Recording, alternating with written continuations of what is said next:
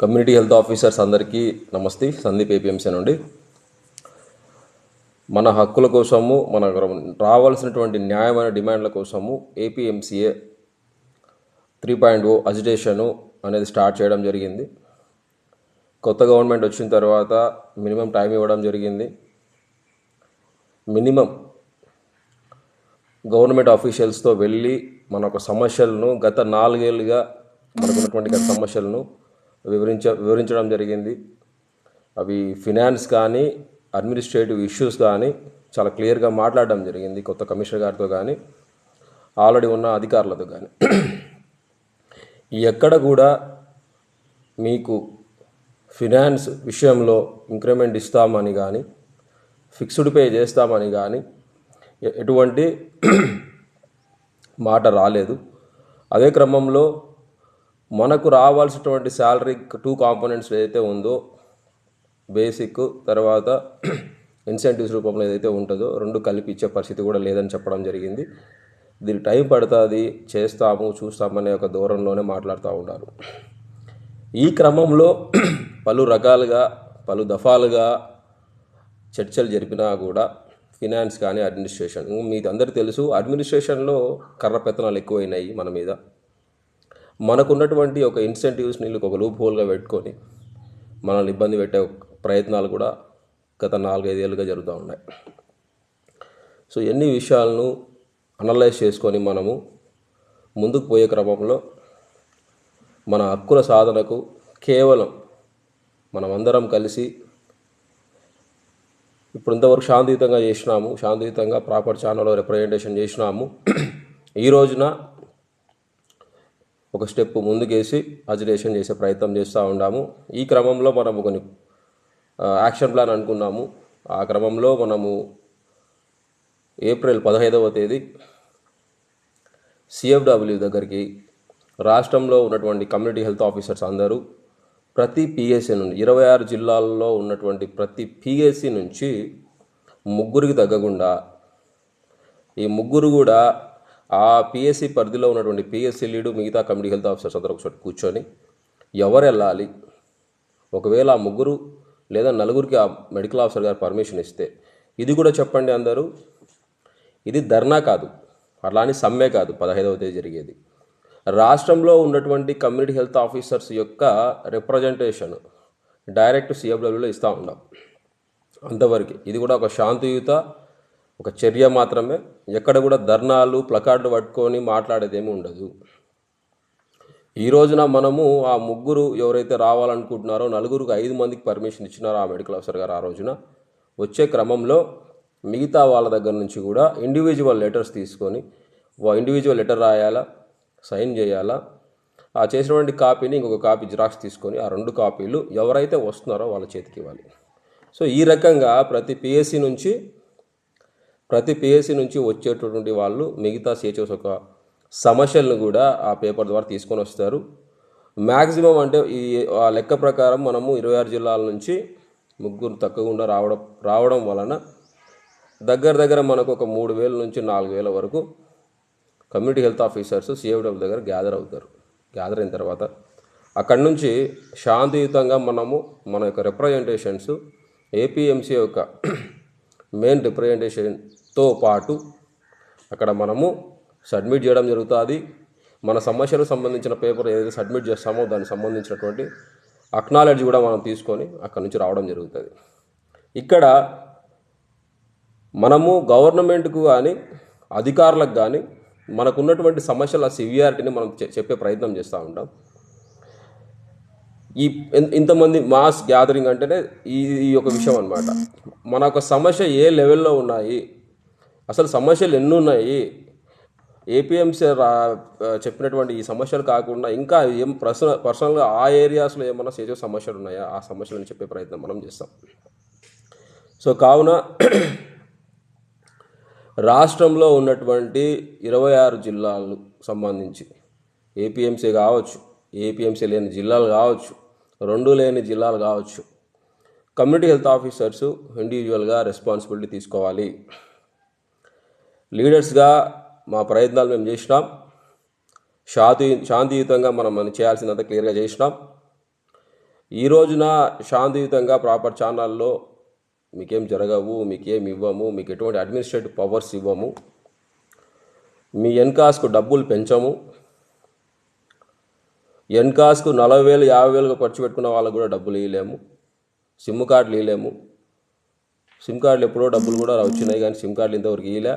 గత సంవత్సరం కాలంగా మన వాళ్ళే డబ్బులు కట్టుకుంటా ఉన్నారు. సిమ్ములు మనమే పెట్టుకుంటాం, మనమే నెట్ వేయించుకుంటా ఉన్నాం. మన గవర్నమెంట్కి సంబంధించిన పనులన్నీ మన సొంత డబ్బులతో చేస్తూ ఉంటాం.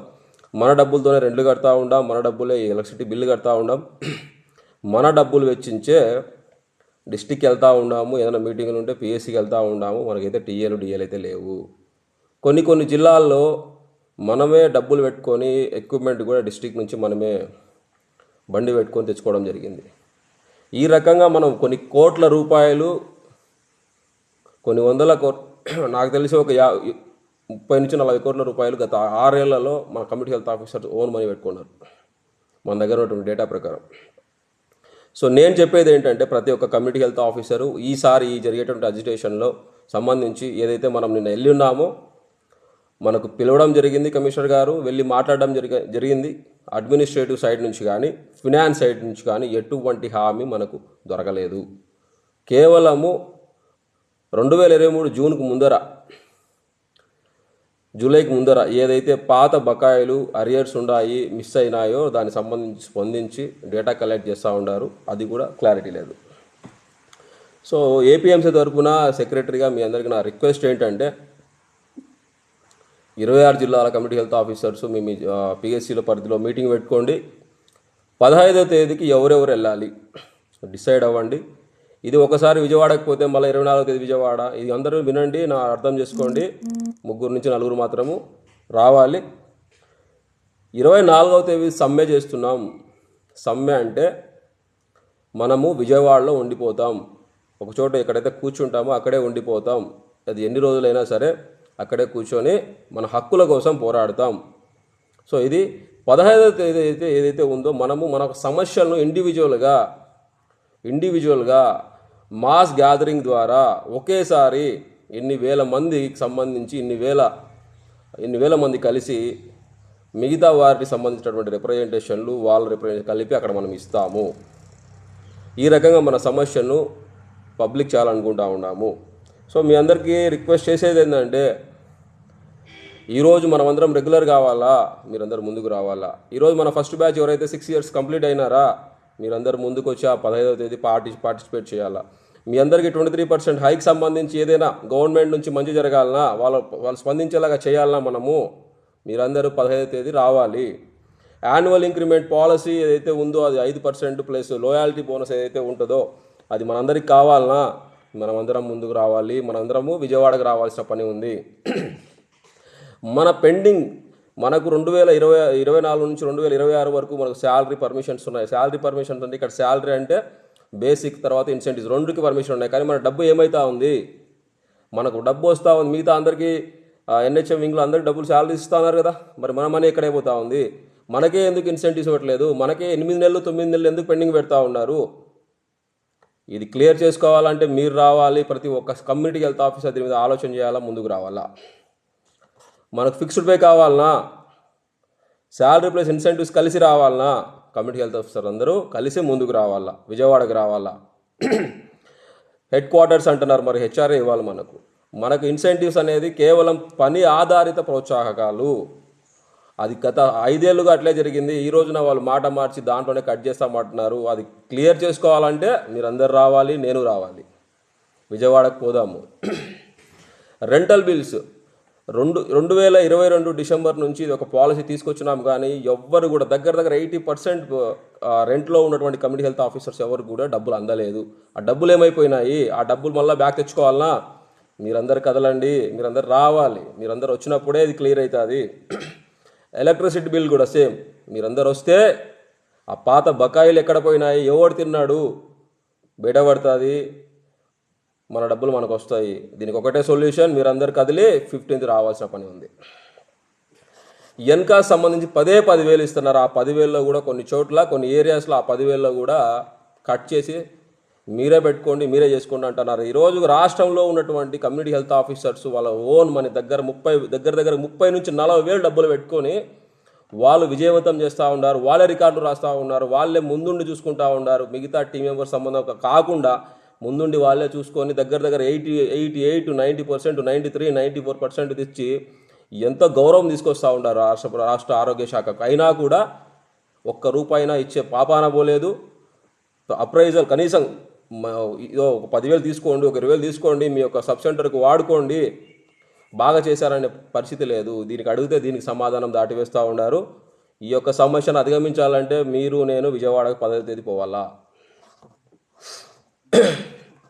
మనకు పిఎఫ్ ఉండే ముందు, మరి పిఎఫ్ ఎందుకు కట్ చేసినారో క్లారిటీ లేదు. సడన్గా కట్ చేసినారు. అడిగితే బడ్జెట్ లేదు, సెంట్రల్ గవర్నమెంట్ లేదంటా ఉన్నారు.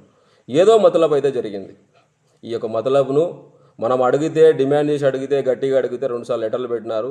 కానీ ఈ రోజు కూడా అష్యూరెన్స్ ఇవ్వలేని పరిస్థితి. ఈ రోజు కూడా వాళ్ళు డైరెక్ట్ వాళ్ళతో మాట్లాడలేని పరిస్థితి. మనకి ఇచ్చినటువంటి ఆ మాట ప్రకారం లీగల్గా కూడా పోతామన్నారు, కానీ దాటి వేసే ప్రయత్నమే చేస్తూ ఉన్నారు. ఈరోజు మాకు సంబంధం లేదని చెప్తా ఉన్నారు. ఈ పిఎఫ్ను కూడా మనం సాధించుకోవాలంటే మేము అందరం కదిలి విజయవాడకి వెళ్ళాలి. మనకు రిప్రజెంటేషన్స్, మాస్ రిప్రజెంటేషన్ సక్సెస్ చేయాలి. హెల్త్ పాలసీ ఈరోజు గ్రామీణ ప్రాంతాల్లో, ట్రైబల్ ఏరియాస్లో మనం అందరం పనిచేస్తూ ఉన్నాము. ప్రతి చోట ట్రైబల్ అయితే అడవులు, జంతువులు ఉంటాయి. ఎక్కడెక్కడో అక్కడ హ్యామ్లెట్స్, విలేజెస్ ఉంటాయి. లిటరల్గా అడవిలో జర్నీ చేయాల్సిన పరిస్థితి. ఒక టీం లేదు, పాడు లేదు. కమ్యూనిటీ హెల్త్ ఆఫీసర్ సింగిల్గా పోయే పరిస్థితి. ఎన్నో రకాలుగా ఇబ్బంది పడే అవకాశం ఉన్నటువంటి పరిస్థితి. డీప్ రూరల్లో కనీసం రోడ్లు కూడా సరిగా ఉండవు. ఇలాంటి టిపికల్ ఏరియాస్లో పనిచేసేటువంటి కమ్యూనిటీ హెల్త్ ఆఫీసర్స్కి కనీసము హెల్త్ పాలసీ ఇచ్చే పరిస్థితి కూడా లేదు. ఈహెచ్ఎస్ అడిగితే లాస్ట్ టైము అది గవర్నమెంట్ ఎంప్లాయీస్కి మీరు కేవలం కాంట్రాక్ట్ అని ఇచ్చామంటా ఉన్నారు. మనుషులం కాదా? వాళ్ళ మాదిరి మనం పని చేయడం లేదా? వాళ్ళ మాదిరి మనం ఎగ్జామ్ రాసి ప్రాపర్ ఛానల్లో రాలేదా? ఈరోజు నా ఎన్హెచ్ఎం సంబంధించి పిఐపిలో వీళ్ళు డబ్బులు ఇదో ఇంతమందికి మా పిల్లలకి ఈ విషయంగా వీళ్ళు రూరల్లో పనిచేస్తూ ఉన్నారు, వీళ్ళకి హెల్త్ పాలసీకి ఇంత డబ్బులు పెట్టాలనుకుంటున్నాము, ఇంత డబ్బులు ఖర్చు అవుతుందని వీళ్ళు పెడితే సెంట్రల్ గవర్నమెంట్ ఖచ్చితంగా ఇస్తుంది. కానీ ఇక్కడ పెట్టట్లేదు. మనం పోరాడుకొని తెచ్చుకోవాల్సిన పరిస్థితి అయితే ఉంది ఖచ్చితంగా ఈ విషయంలో. ఈ విషయం కూడా మనం సాధించుకోవాలంటే ప్రతి ఒక్కరు విజయవాడకు రావాల్సిన పరిస్థితి ఉంది. ప్రతి ఒక్కరి యొక్క అజిటేషన్లో పాల్గొనాల్సిన పరిస్థితి ఉంది. ట్రైబల్ అలవెన్స్ ఈరోజు మహారాష్ట్రలో ట్రైబల్లోనే మరలా సబ్ డివిజన్స్ చేసి ఎవరైతే రీచ్ కాని ఏరియాస్ కొన్ని ఉంటాయి, అసలు రోడ్లు కూడా ఉండవు ప్రాపర్గా, కొన్ని వేస్లో మాత్రమే అక్కడ వెళ్ళగలుగుతారు. అలాంటి ఏరియాస్లో కూడా పనిచేసే కమ్యూనిటీ హెల్త్ ఆఫీసర్స్కి ఈ రోజున మనకి ఇచ్చేటువంటి 25,000 15,000 కాకుండా 15,000 అడిషనల్గా ట్రైబల్ అలవెన్స్ ఇస్తూ ఉన్నారు. అది అడిగితే కూడా దాటి వేస్తూ ఉన్నారు. ఇది ఇచ్చేకే మాకు ఎక్కువ మీకు అన్నట్టు మాట్లాడుతూ ఉంటారు. దీన్ని కూడా మనం సాధించుకోవాలంటే ఈరోజు జోన్ 1లో, జోన్ 2, జోన్ 4 సంబంధంగా చాలా ట్రైబల్ ఏరియాస్ ఉన్నాయి. చాలామంది ఇదే రకమైనటువంటి పరిస్థితుల్లో పనిచేస్తూ ఉన్నారు. ఇది సాధించుకోవాలంటే ప్రతి ఒక్క ట్రైబల్లో పనిచేసేటువంటి కమ్యూనిటీ హెల్త్ ఆఫీసరు మిగతా అందరు కమ్యూనిటీ హెల్త్ ఆఫీసర్ సపోర్ట్ చేస్తూ ఈ యొక్క విషయం సంబంధించి కూడా మనం విజయవాడకి వెళ్ళాలా. మాస్ రిప్రజెంటేషన్ ద్వారా మన యొక్క శక్తిని చూపించాలి వాళ్ళకి, మన ఒక ఇంటెన్షన్స్ని అర్థం చేయించాలి వాళ్ళకి, పబ్లిక్ చేయాలి ఈ యొక్క సమస్యలను. అప్పుడే మనకి ఈ యొక్క సమస్యలు అనేటివి సాల్వ్ అవుతాయి. అదేవిధంగా మనం ఫినాన్స్ పక్కన పెట్టి ఇప్పుడంతా మాట్లాడింది ఫినాన్స్. మన ఒక అడ్మినిస్ట్రేటివ్ ఇష్యూస్ వరకు మాట్లాడుకుంటే ప్రతిరోజు ఏదో ఒక చోట కమ్యూనిటీ హెల్త్ ఆఫీసర్ బాధపడుతూ ఉంటాడు. లిటరల్గా హరాస్మెంట్ జరుగుతూ ఉంది. ఎవ్వరు కూడా వాళ్ళ పనులు చేసే పరిస్థితి లేదు. కర్రపెత్తనాలు ఎక్కువైనాయి. వేరే కొంతమంది క్యాడర్స్ వల్ల ఇబ్బంది పడుతూ ఉంటారు. మనం చేసుకోవాల్సిన పనులు చేయడం లేదు. మనల్ని వేరే పనులకు అలాట్ చేస్తూ ఉంటారు. లిటరల్గా ఈరోజు మనం 10,032 సెంటర్స్ను వదిలి బయట మన సర్వేలు అంట, ఇంకొకటి అంట, ఒక ప్రాపర్ ఇంటిగ్రేషన్ అనేది లేదు. కమ్యూనిటీ హెల్త్ ఆఫీసర్ క్యాడర్ను మెడికల్ డిపార్ట్మెంట్లో ఎక్కడ కూడా ప్రాపర్గా ఇంటిగ్రేట్ చేయలేదు. ఈ కారణంగానే ఈరోజు ప్రతి ఒక్క క్యాడర్కి, మన ఆశా వాళ్ళ క్యాడర్కి కానీ, ఏఎన్ఎం సంబంధించి ఏదైనా వర్క్స్ కానీ, పిఎస్సిలో ఉన్నటువంటి స్టాఫ్ నర్స్ రాకపోయినా, ల్యాబ్ టెక్నీషియన్ రాకపోయినా, ఫార్మసిస్ట్ గారు రాకపోయినా, మెడికల్ ఆఫీసర్ గారు రాకపోయినా, ఇక్కడ ఏఎన్ఎం గారు రాకపోయినా, ఆశమ్మ గారు రాకపోయినా, ఇంటిగ్రేషన్ సరిగా లేదు కాబట్టి నువ్వు చేపిస్తూ ఉన్నారు కదా 6 ఏళ్ళుగా. మనం ఒక సిస్టంలో మిగతా క్యాడర్స్కు బఫర్ అయిపోయినాం. ఏదైతే సిపిసిహెచ్ కాన్సెప్ట్ ప్రకారము 105 రకాల మందులు, 14 రకాల డయాగ్నోస్టిక్ ఏదైతే కిట్స్ ఉన్నాయో అవన్నీ దగ్గర పెట్టుకొని మనకి ఇచ్చినటువంటి జాబ్ చార్ట్ను ప్రాపర్గా ఓపీడీ ద్వారా 12 రకాల హెల్త్ సర్వీసెస్ ఇచ్చే క్రమంలో మనం ఎవరము ఈరోజు చేసే లేదు. అందరం వేరే వేరే పనులలో పిఎస్సిలో పని చేసుకుంటా బయట పని చేసుకుంటా తిరుగుతూ ఉన్నాము. ఈ ఇంటిగ్రేషన్ కోసం ఈ యొక్క మన కమ్యూనిటీ హెల్త్ ఆఫీసర్ క్యాడర్ని మెడికల్ డిపార్ట్మెంట్లో ప్రాపర్గా ఇంటిగ్రేట్ చేసేకి మనము పోరాడాలంటే రేపొద్దున మనం విజయవాడకు పోవాలా. ఈ యొక్క అజిటేషన్ సక్సెస్ చేయాలా. హైరార్కీ లేదు, ముందు ఎవరు, మధ్యలో ఎవరు, చివర ఎవరు, ఇది ఇంప్లిమెంట్ చేసే పరిస్థితిలో కూడా ఈరోజు గవర్నమెంట్ నానుస్తూ ఉంది. చెప్పడం లేదు ప్రాపర్గా క్లారిటీగా. అయితే మీకు అసలు ఎటువంటి supportive supervision as per guidelines అడుగుతూ ఉంటాం.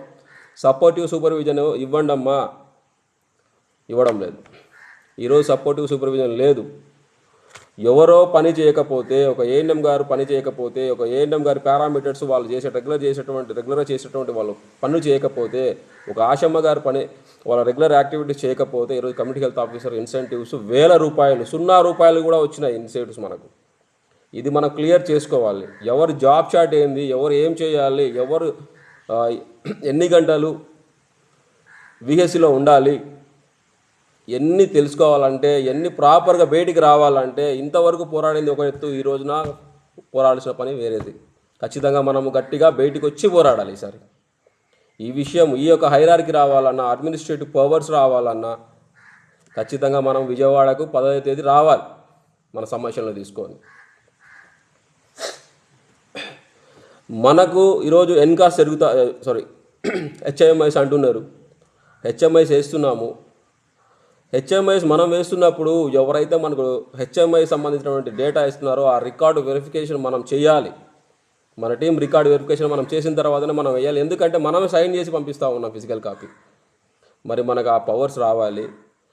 కానీ అవి ఏమీ లేకుండా ఏదో డేటా ఇస్తాము, మీరే వేయాలా, మీరు సొంతకం పెట్టాలా, మీరే రెస్పాన్సిబిలిటీ.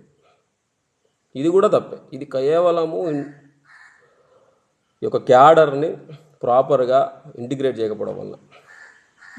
ఈ హెచ్ఎంఐస్ వేసిన తర్వాత హెచ్ఎంఐస్ నోడల్ ఆఫీసర్ ఎంటర్ చేయాలా, కానీ ఆన్లైన్లో ఎవరు చేస్తూ ఉంటారు, మన వాళ్ళు చేస్తూ ఉంటారు. పోయి మళ్ళీ ఇక్కడ కూడా కర్రపెత్తనం, అధికార దుర్వినియోగం, నీ కథ చూస్తాం, నీ అంతు చూస్తామని. ఇది సమస్య నుంచి బయటపడాలా మనం. ఖచ్చితంగా మనము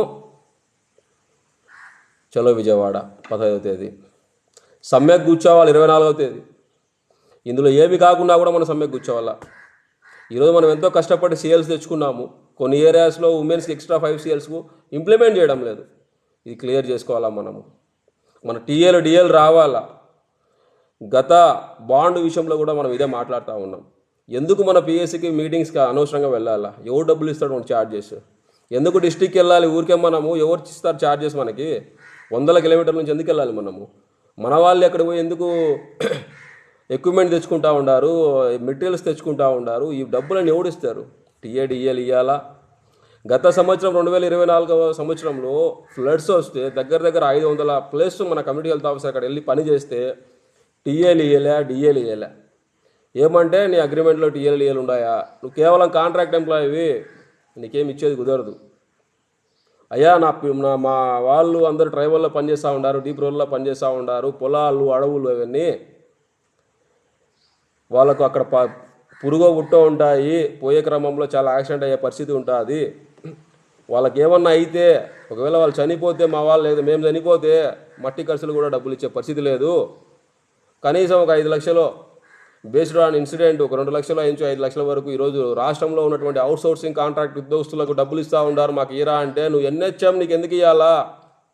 నువ్వు సచ్చినా బతికినా నువ్వు ఆడే ఉండాలా, పని చేసుకోవాలా అనే రీతిలో మాట్లాడతారు. ఇదేమన్నా రాజరికమా? దీనమ్మ 1947లో ఇండిపెండెన్స్ వచ్చిన తర్వాత అంతకుముందు ఏదైతే ఉందో అదే నడుస్తూ ఉంది జమానా. ఖచ్చితంగా పోరాడాలి మనం సస్తే ఇంత కష్టపడి ఈ రకమైనటువంటి ఏరియాస్లో పనిచేస్తే మనకు ఎన్హెచ్ఎం నువ్వు సచ్చినా పర్వాలేదు, మా సంబంధంలే, ఒక ₹1 కూడా మేము మీ ఫ్యామిలీస్ కూడా మేము ఆదుకోమనే రీతిలో అథారిటీ నేను మాట్లాడుతూ ఉంది. ఖచ్చితంగా మనం దీన్ని కొట్లాడాలా, ముందుకు పోయి పోరాడాలా, తెచ్చుకోవాలా, మనం యొక్క సొల్యూషన్ తెచ్చుకోవాలి దీనికి. ఎక్స్ట్రా ఉమెన్స్కి 5 సీల్స్ ఎందుకు ఇయ్యరు? ఖచ్చితంగా వాళ్ళు మనకు ఆన్సర్ చేయాలా, ఇది క్లియర్ చేసుకోవాలా. ఎఫ్ఆర్ఎస్ విషయం కూడా మనం గట్టిగా ఆడడం జరిగింది. ఎందుకు ఎఫ్ఆర్ఎస్ అనేది ఫీల్డ్ స్టాఫ్కి పెట్టారు, ఒకసారే కదా పెట్టాలి, అసలు ఎఫ్ఆర్ఎస్ తీయాలని పెట్టి మనం క్లియర్గా చెప్పడం జరిగింది. ఇది కుదరదు, ఏ లెవెల్లో పెట్టాలో ఆ లెవెల్లో పెట్టాలా, ఏ క్యాడర్స్కి మాత్రం పెట్టాలో వాళ్ళకే పెట్టాలా. ఈ రోజున కమ్యూనిటీ హెల్త్ ఆఫీసర్ అనేవాడు ప్రతి సోమవారం, మంగళ, బుధ, బేస, శుక్ర, శనివారము వాళ్ళ ప్రోగ్రామ్స్ బట్టి బయటికి వెళ్తారు. మీరు చెప్పిన ప్రకారం ఈరోజు మీరు చేసినటువంటి నిర్వాహకం వలన కమ్యూనిటీ హెల్త్ ఆఫీసర్ అక్టోబర్ నెల నుంచి బయటనే ఉంటున్నారు లిటరల్గా సర్వేలు అనేసి. మొన్నటి వరకు స్క్రీనింగ్ అన్నారు, ఈరోజు ఏమన్నారు, కంప్లీట్గా మీరే చేయండి సర్వే ప్లస్ స్క్రీనింగ్ అంటున్నారు, టార్గెట్స్ కంప్లీట్ కాలేదని. ఏ రకంగా 3 సార్లు బ్యాక్ వచ్చి ఎఫ్ఆర్ఎస్ ఇస్తారు, కంప్లీట్గా అది ఫీల్డ్కి సంబంధం ప్రాబ్లం అవుతుంది. దీన్ని బేస్ చేసుకొని మీరు టెర్మినేషన్ చేస్తారని మళ్ళీ బెదిరింపు ఒక ధోరణి ఒకటి, శాలరీ కటింగ్ ఒకటి, ఇవన్నీ కరెక్ట్ కాదు. ఖచ్చితంగా ఈ యొక్క సమస్యను మనం క్లియర్ చేసుకోవాలన్నా కూడా బయటికి రావాలా. మనం ఇంటికాడ కూర్చొని లేదా మనం అక్కడే కూర్చుంటాము ఎవడో పోతాడులే అనే ఒక ధోరణిలో ఉంటే మాత్రం ఈ సమస్యలు క్లియర్ కావు. ఫైనల్ ఈసారి ఈసారి ప్రతి ఒక్క కమ్యూనిటీ హెల్త్ ఆఫీసర్ రావాలా. ఈ రాసినటువంటి ప్రతి ఒక్క సమస్య చాలా ఇంపార్టెంట్ అని క్లియర్ చేసుకోవాలి. కేవలం ఇదంతా అవ్వాలి అంటే మనము విజయవాడ 15 వెళ్ళాలా, తర్వాత కార్యక్రమంలో డేస్లో ఉన్నటువంటి కార్యక్రమాలు విజయవంతం చేయాలా. మనకి ఇష్యూ అయితే మన మెడికల్ ఆఫీసర్ గారు చెప్పాలా, తర్వాత డిఎంహెచ్ఓ గారు చెప్పాలా. రాష్ట్రంలో 6 సంవత్సరాల నుంచి ఎంతమంది ఒక ప్రాపర్ ఛానల్లో మన ఇష్యూస్ని తీసుకొని స్టేట్ లెవెల్కి తీసుకుపోయినారు.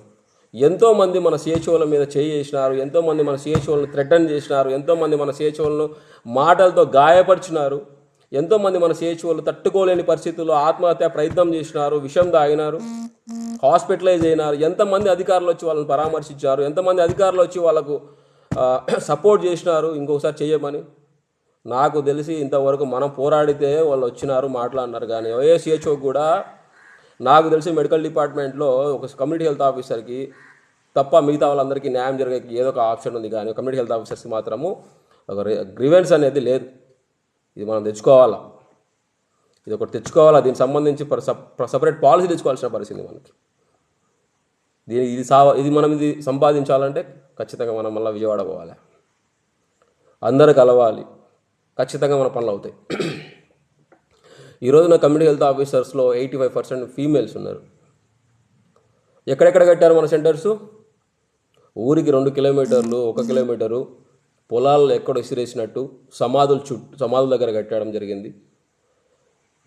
కొండల మధ్యలో, కొండల పైన ట్రైబల్ అయితే ఎక్కడో ఒక చోట కట్టారు, ఎక్కడో విలేజ్ ఉంటే ఇంకొకెక్కడో ఇది కట్టేశారు. ఈ రోజున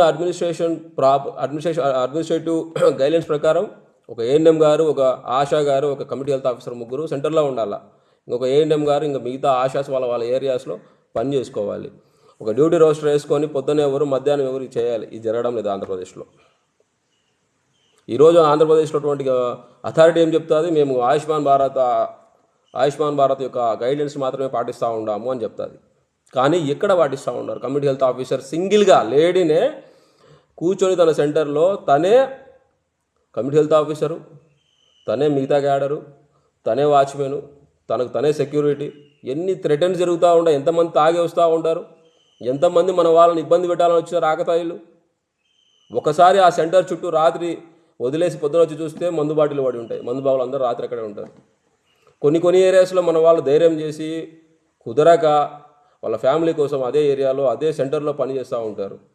నైట్ పూట 12కి వచ్చి డోర్ కొడుతూ ఉంటారు. ఏం అవసరం లేకుండా డోర్ కొడుతూ ఉంటారు. థ్రెటన్ చేసిన వాళ్ళు ఉన్నారు, రూమ్లో జ్వరబండోళ్ళు ఉన్నారు, ఇబ్బంది పడుతూ ఉంటారు మన కమ్యూనిటీ హెల్త్ ఆఫీసర్లు. ఈ రోజున సిఎఫ్డబ్ల్యూలో కానీ, పిఎస్సి లెవెల్లో కానీ, డిస్ట్రిక్ట్ లెవెల్లో కానీ ప్రతి ఒక్క చోట వాళ్ళకు సీసీ కెమెరాలు పెట్టుకో ఉంటారు. నాకు అర్థం కాదు, అంతంత మంది ఉంటారు ఆ బిల్డింగ్లో, సీసీ కెమెరాలు ఎందుకు? మనకెందుకు ఇవ్వలేదు? సెంట్రల్ గవర్నమెంట్ ఏమైనా డబ్బులు ఇయ్యము అని చెప్పిందా? వీళ్ళు అడగడంలే. వీళ్ళు అడిగితే కదా సెంట్రల్ గవర్నమెంట్కి మా పిల్లలు ఈ ఏరియాస్లో పనిచేస్తారు, వీళ్ళకు సీసీ కెమెరాలు పెట్టాలా, వీళ్ళకంటూ ఒక స్పెషల్గా వీళ్ళకు ప్రొటెక్షన్గా బయట ఒక వాచ్మెన్ పెట్టాలా. అసలు కట్టిన బిల్డింగ్లకే గోడలు లేవు, చుట్టూ వాటర్ ఉండవు ప్రాపర్గా. ఇంతవరకు ఎక్కడ కూడా బిల్డింగ్ ప్రాపర్గా హ్యాండ్ ఓవర్ ఇచ్చిన పరిస్థితి లేదు, పాపాన అవ్వలేదు. అప్పటికప్పుడు అనుకుంటారు, మీద పెడతారు, ప్రెజర్ పెడతారు, మీరే తీసుకోవాలి, మీరే మెయింటైన్ చేసుకోవాలని అంటారు. ఏమనంటే జాస్ అమౌంట్ ఇచ్చే అమౌంట్ కూడా ప్రాపర్గా ఉండదు. మొత్తం ఏం జరుగునో జాస్ అమౌంట్లోనే వాడుకోవాలా. ఇదే జాస్ అమౌంట్ కూడా మిస్యూజ్ చేస్తూ ఉండారు. ఏదైతే రెంట్స్ మిస్యూజ్ చేస్తున్నారో అదేవిధంగా జాస్ అమౌంట్ కూడా మిస్యూజ్ చేస్తూ ఉండారు. మన వరకు రావట్లేదు, వేల రూపాయలు మన వాళ్ళు ఖర్చు పెడతా ఉన్నారు. ఈ రకంగా సెక్యూరిటీ లేదు కమ్యూనిటీ హెల్త్ ఆఫీసర్స్కి, పట్టించుకునే పరిస్థితి లేదు, ఎవరు పట్టించుకోవట్లేదు. మీరు ఎన్హెచ్ఎం మీరు ఎట్లా చచ్చిపోయినా మట్టి ఖర్చులు నుంచి కాక మీకు రావాల్సినటువంటి బెనిఫిట్స్ ఇవ్వము, మీకు రావాల్సినటువంటి అడ్మినిస్ట్రేటివ్ సూపర్విజన్ పవర్స్ ఇవ్వము. మీరు ఇట్లే చేయాలా, మీరు ఈ విధంగానే ఉండాలా, మిమ్మల్ని అన్ని చేస్తాము. ఎందుకు మాట్లాడుతున్నాం కాబట్టి. ఎన్ని పోవాలి అంటే మీరందరూ నేను అందరం కలిసి రేపు పొద్దున 15వ తేదీ విజయవాడ పోవాలా, పోతేనే పనులు అవుతాయి, మన స్ట్రెంత్ చూపించాలా. ఈసారికి మనం ఆగడం అయితే లేదు, మనం స్ట్రెంత్ చూపించాలా. మనకు రావాల్సినటువంటి న్యాయమైన డిమాండ్లు ఇవన్నీ నేను సెంట్రల్ గవర్నమెంట్ క్లియర్గా చెప్తా ఉంది. సెంట్రల్ గవర్నమెంట్ హెల్త్ పాలసీ ప్రకారము స్టేట్లో ఏ రకమైనటువంటి ప్రజలకు అవసరమైనటువంటి పనులు చేసే వాళ్ళకు కావాల్సిన ప్రతిదీ సెంట్రల్ ఎన్హెచ్ఎం ఇవ్వడానికి రెడీగా ఉంది. వీళ్ళు పిఐపిలో పెట్టి ఇస్తే ప్రతిదీ వస్తుంది, వీళ్ళు అడగడం లేదు. రాష్ట్రంలో ఉన్నటువంటి కమ్యూనిటీ హెల్త్ ఆఫీసర్ గత 6 ఏళ్ళుగా వాళ్ళే రూమ్ని క్లీన్ చేసుకుంటూ ఉంటారు, సెంటర్ని క్లీన్ చేసుకుంటూ ఉంటారు, కడుక్కుంటూ ఉంటారు. వర్కర్ని ఇవ్వలేరా? డబ్బులన్నా ఇవ్వలేరా? డబ్బులు ఇస్తే లోకల్గా ఎవరైనా పెట్టుకొని క్లీన్ చేసుకుంటాం కదా. మరి కమిషనరేట్ ఎట్లా క్లీన్ అవుతా ఉంది? కమిషనరేట్లో ఏమన్నా అధికారులు ఏమైనా క్లీన్ చేసుకుంటూ ఉండారా? పిఎస్సీ లెవెల్ అధికారులు క్లీన్ చేసుకుంటూ ఉండారా? డిస్టిక్ లెవెల్ అధికారులు క్లీన్ చేసుకుంటూ ఉండారా? ఏం కమ్యూనిటీ హెల్త్ ఆఫీసర్స్ మాత్రమే క్లీన్ చేసుకోవాలన్నా? ఇది వాళ్ళే కడుక్కోవాలన్నా? మనుషులు కాదా? చేసే పని ఏంది? చేసిన జాబ్ చాట్ ఏంది? ఇచ్చిన జాబ్ చాట్ ఏంది? ఏం చేస్తూ ఉన్నారు వీళ్ళు? కమ్యూనిటీ హెల్త్ ఆఫీసర్స్ బయటికి రండి, ఖచ్చితంగా బయటికి రావాల్సిన టైం వచ్చింది. ఇప్పుడు ఏ అయితే మాట్లాడుతున్నానో నేను, ఆ మాట్లాడుతున్న ప్రతి ఒక్క మాటకు వాళ్ళ దగ్గర ఆన్సర్ లేదు, ఇవ్వమని చెప్తా ఉన్నారు డైరెక్ట్. వాళ్ళు ఎవరి కోసం పని చేయాలా? వాళ్ళ లెవెల్లో వాళ్ళకి సీసీ కెమెరాలు కావాలా, క్లీన్ చేసుకోనికి వర్కర్స్ కావాలా, వాళ్ళకి రావాల్సినటువంటి బెనిఫిట్స్ వాళ్ళకి రావాలా. ఈరోజు ఈ వీడియో ఒకవేళ ఎవరైనా చూస్తే బాధపడొద్దు మిగతా క్యాడెట్స్ వాళ్ళు. ఈరోజు మన ఏఎన్ఎం గారికి కానీ సచివాలయ ఏఎన్ఎం గారు కానీ దగ్గర 2019 వాళ్ళు నవంబరో డిసెంబర్ ముందు ఎప్పుడో జాయిన్ అయినారు, మనకంటే వెనకాల జాయిన్ అయినారు. వాళ్ళకి ఒక పిఆర్సీ వచ్చింది, ఇప్పుడు మళ్ళీ పిఆర్సీ రాబోతూ ఉంది. అట్లే ఎన్హెచ్ఎం సంబంధించి ఇప్పుడు దగ్గర వాళ్ళు నాకు తెలిసి 2వ 3వ వాళ్ళు ఆల్రెడీ రేషనలైజ్ చేశారు. దగ్గర 2 నుంచి 3 సార్లు వాళ్ళకు డబ్బులు పెంచారు. వాళ్ళకు ఉన్నటువంటి డబ్బు పెంచడానికి మనకు ఎందుకు పెంచడం లేదు నాకు అర్థం కావడంలే. ఈరోజు టీమ్ లీడర్ అనేవాడు హైరార్కీ ప్రకారము ఈ కోర్టు ఆర్డర్ ప్రకారం చూసినా కానీ, తర్వాత గైడ్లైన్స్ ప్రకారం చూసినా కానీ, హైరార్కీలో ఎవరైతే హైయెస్ట్ ఉంటారో వాళ్ళ శాలరీ మిగతా వాళ్ళకంటే ఎక్కువ ఉండాలి. ఇడట కాదు, ఉల్టా ఉంది. భరోసా కూడా లేదు ఎప్పుడు ఇస్తామని కూడా, ఇంక్రిమెంట్ కానీ పాలసీస్ ఏమి ముందుకు రావడంలే. వాళ్ళు పైపిచ్చు తీసేస్తాం భయపడిస్తూ ఉన్నారు. ఎవరిని తీస్తావు? సో కమ్యూనిటీ హెల్త్ ఆఫీసర్స్ అందరూ ఇప్పుడు ఏదైతే చెప్పి ఉన్నామో ఫినాన్స్ కానీ అడ్మినిస్ట్రేటివ్ కానీ మన ఇష్యూస్ ఏదైతే ఉన్నాయో చాలా జటిలంగా ఉన్నాయి. దీని మీద ప్రాపర్గా ఎక్కడ కూడా మేము చేస్తాము పలానా టైం చేస్తామనే ఒక ఆలోచన కానీ మాట కానీ వాళ్ళు మనకి ఇవ్వట్లేదు.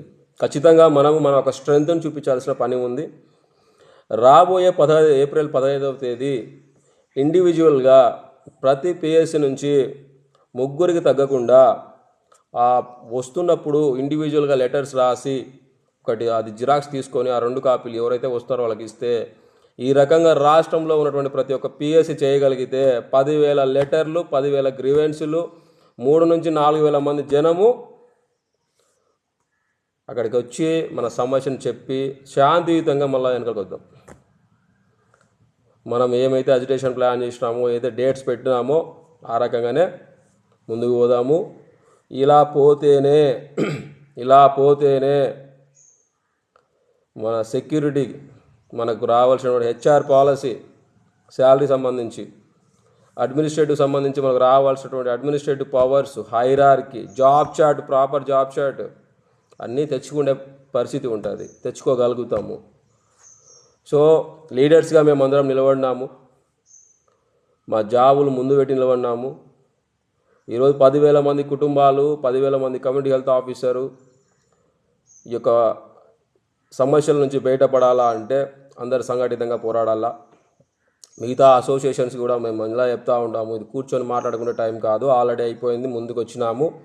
దయ ఉంచి మీరు కూడా అందరు జాయిన్ అయిపోయి మీ జిల్లాల్లో మాట్లాడి కాల్ ఇచ్చి జనాలను కన్ఫ్యూజ్ చేయకుండా అందరిని ముందుకు వచ్చేలాగా ప్రయత్నం చేయమని చెప్పండి, ప్రయత్నం చేయండి. ఇక్కడ ఏం చేసినా కూడా ఒక ప్రాపర్ ఛానల్ క్లియర్గా చేస్తూ పోతూ ఉన్నాము. సో అందరూ అర్థం చేసుకోండి. రికార్డ్స్ కూడా లేవు మనకు, మొత్తం రికార్డులు మనమే రాస్తూ ఉన్నాము. డూప్లికేషన్ ఆఫ్ వర్క్ ఎక్కువ, చాలా ఉన్నాయి, చెప్పుకుంటా పోతే చాలా ఉన్నాయి. మన మెయిన్ అజెండాస్ మనం ఆ రోజు April 15న మనం ఒక పేపర్లో రాసిస్తాము. ఒక కామన్ లెటర్ కూడా ప్రతి ఒక్క CHకు ఇవ్వడం జరుగుతుంది డిస్ట్రిక్ట్ లీడర్స్ ద్వారా. మీరంతా అది కామన్ లెటర్ ఇస్తూనే మీ ఓన్ సమస్యలను కూడా మీరు ఒక పేపర్ మీద రాసి జిరాక్స్ చేసి, ఓవరాల్ జిరాక్స్ చేసి అన్ని 2 కాపీలుగా వచ్చే వాళ్ళకి ఇవ్వండి. కేవలం విజయవాడకు 10వ తేదీ రావడం వలన మనం పెద్ద ఇంపాక్ట్ క్రియేట్ చేయబోతూ ఉన్నాము. సిస్టంలో అర్థమవుతుంది, మన సమస్యలు కొలికొచ్చే అవకాశం ఉంటుంది. చాలా పెద్ద ఎత్తున ఇది చేస్తూ ఉంటాము. మనం ఎక్కడ కూడా ఈ మొత్తం ఎడ్యుకేషన్లో ధర్నా అనేది చేయడం లేదు. April 15th శాంతియుతంగా మాస్ రిప్రజెంటేషన్ ఇచ్చి మనం వచ్చేస్తాము. తర్వాత వాళ్ళు పట్టించుకోకుండా రెస్పాండ్ కాకుండా అథారిటీ మనం ఏదైతే డేట్స్ ఇచ్చున్నామో ఆ డేట్స్ ప్రకారం మనం ముందుకెళ్తాము. 24వ తేదీ ఏదైతే ఉందో 24వ తేదీ నిరవధిక సమ్మె. లిటరల్గా రాష్ట్రంలో ఉన్నటువంటి 10,000 మంది ఉంటే విజయవాడలో ఉంటారు లేదా సెంటర్ బయట ఉంటారు. సెంటర్ రన్ అవ్వవు, CHOలు ఎవరు కూడా సెంటర్లో ఉండరు. అందరు గుర్తుపెట్టుకోండి. PSCలో ఉన్నటువంటి CHOs మాట్లాడుకోండి, సమ్మెకి ఎవరు రావాలి, 15th ఎవరు ముందుకు పోవాలనేది మీరు మాట్లాడుకొని డిస్టిక్లో PSC లీడ్ చెప్పండి. PSC లీడ్ వచ్చేసి డిస్టిక్ టీంతో కోఆర్డినేట్ అవుతారు. ఈ రకంగా మనము ముందుకు పోగలిగితేనే మనకు ఈ అడ్మినిస్ట్రేటివ్ కానీ ఫినాన్స్ సంబంధించినటువంటి ఇష్యూస్ అన్నీ క్లియర్ చేసుకోగలుగుతాము. ఏదైతే ఈ రీసెంట్గా వాళ్ళు చేస్తారు వీళ్ళది ఎంత అబద్ధము, ఈ యొక్క వీడియో ద్వారా అది కూడా క్లియర్ చేస్తూ ఉండా. 10,032 మంది ఈ బ్యాచెస్తో సంబంధం లేకుండా ఎవరికేం కాదు. ముఖ్యంగా 6, 7, 8, 9 ఎవరు చెప్తూ ఉన్నారు, చాలా మెసేజ్లు పెడతా ఉన్నారు. మాకు గుండెపోట్లు వస్తాయి మెసేజ్లు చూసి, మాకు చాలా బాధ అవుతూ ఉంది, పిల్లలు ఫ్యామిలీ కనిపిస్తూ ఉంది, మాకు వెరీ సాడ్ అన్నట్టు చెప్తూ ఉంటారు. మేము వాళ్ళకు కూడా చెప్తూ ఉన్నాము, గ్రూపుల్లో వచ్చేటువంటి ఫేక్ న్యూస్ని నమ్మొద్దు. రేషనలైజేషన్ జరిగే అవకాశాలు అయితే ఉన్నాయని మాకు తెలుస్తూ ఉంది. ఇక్కడ ఒకవేళ రేషనలైజేషన్ జరిగినా కూడా ఎవరి జాబ్కు హామ్ ఉండదు అనేది గుర్తుపెట్టుకోండి. ఖచ్చితంగా ఏ జాబు పోదు, ఫస్ట్ ఇది మాత్రం గుర్తుపెట్టుకోండి. ఆ రోజున ఉన్నటువంటి ప్రాసెస్ ఏదైతే గవర్నమెంట్ చేయబోతుందో, ఒకవేళ చేస్తే ఆ రోజున దాన్ని బట్టి మనం ప్రాపర్గా దాన్ని బట్టి ప్లాన్ చేసుకొని మనం ఏం చేయాలి, గవర్నమెంట్ ఏం మాట్లాడాలి, మన వాళ్ళందరినీ ఎట్లా సేవ్ చేసుకోవాలి, సేఫ్లో పెట్టాలి, సేఫ్లో పెట్టి ప్రాపర్గా ఎట్లా సేఫ్ చేసి పెట్టుకోవాలనేది మనం డిసైడ్ చేసుకుందాము, మాట్లాడుకుందాము. ఆ రకంగా ముందుకు పోతాము. మేమందరం కలిసి మాట్లాడతాము. సో ఆ కొన్ని బ్యాచెస్ ఎవరైతే మా గ్రూప్లో పెడతా ఉన్నారో ఎవరు కూడా worry కావద్దు. సో అడ్మినిస్ట్రేటివ్ పవర్స్ కావాలన్నా, ఫినాన్స్ పవర్స్ కావాలన్నా, ఫినాన్స్ సంబంధించినటువంటి బెనిఫిట్స్ కావాలన్నా ప్రతి ఒక్క కమ్యూనిటీ హెల్త్ ఆఫీసరు ఈ అజిటేషన్లో భాగంగా రేపు April 15వ తేదీన CL పెట్టి ఇలా మేము రిప్రజెంటేషన్ పోతూ ఉన్నాము, రిప్రజెంటేషన్ కానీ లేదా మీ పర్సనల్ వర్క్ అని చెప్పేసి మీరు CL పెట్టుకొని ఆ రిప్రజెంటేషన్ని మనము CFWకి వెళ్దాము. కలిసికట్టుగా మాస్గా రిప్రజెంటేషన్ చేసి ప్రశాంతంగా శాంతియుతంగా ఆ రోజుని క్లోజ్ చేద్దాము. థ్యాంక్ యూ అనండి.